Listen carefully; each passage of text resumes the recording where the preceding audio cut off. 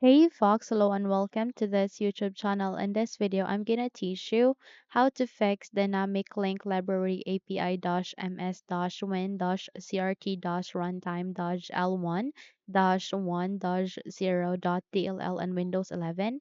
So without any further ado, let's get started. The very first step that you need to do is at the bottom search bar, please type for Chrome. Once you have typed it, wait until a best match would appear and go with open to continue and wait again until you are being able to be redirected to the Google Chrome browser. We're here. Okay, you just have to wait until a new window would appear and you need to copy and paste a link which I'll be including at the description box below. So please copy it there. Okay?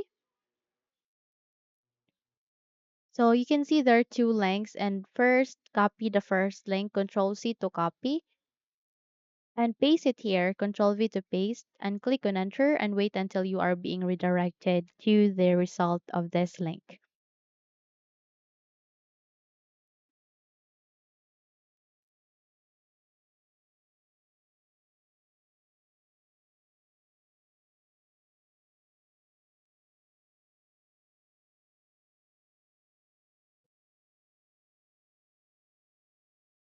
Once you are here, okay, please proceed with the download option and download it in your Windows. In my case, I have already this application, but in your case, you have to do so. Click on download and wait until it will be downloaded.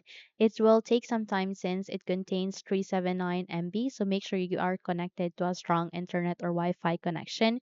And once you're done, install it in your Windows or computer. And once you are done installing this first application, proceed by copying a second link that I'll be including again at the description box below. So Control C to copy and Control V to paste and click on enter. The moment you have pasted it at the Windows search bar again and wait until you are being redirected to the application where you can download your Microsoft Visual C++ redistributable for Visual Studio 2015. So please go in the select language and choose the language that you prefer or that you would understand. Okay, I would recommend you to go with your first language or you can go with the universal language which is English since most of us would be able to understand English. So click on download. In my case, I have already downloaded it in my Windows or computer. So you can see it here, but in your case, you have to do such. So proceed on downloading the application. Okay, and it might take some time, but you just have to wait until it will be downloaded.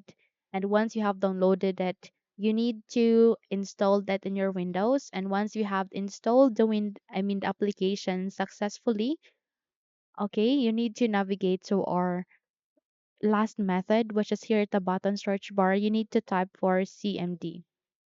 Once you have typed it, please proceed with the best match and go with run as administrator. If your user account control would ask you to say yes, proceed with yes so that you would be able to open this window.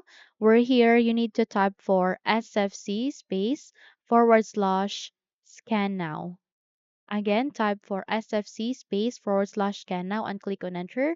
And this will do system scanning and this process will take some time. It might take 7 to 10 minutes, but you just have to wait until the process would be done. Put a lot of patience with it because definitely once you have complete the procedure, it will fix the problem for you. Okay? So it's a win-win situation. So close this window once you are done, let's say, and navigate here to start icon and restart your computer. Once you have restarted it, check if your problem has been fixed, okay?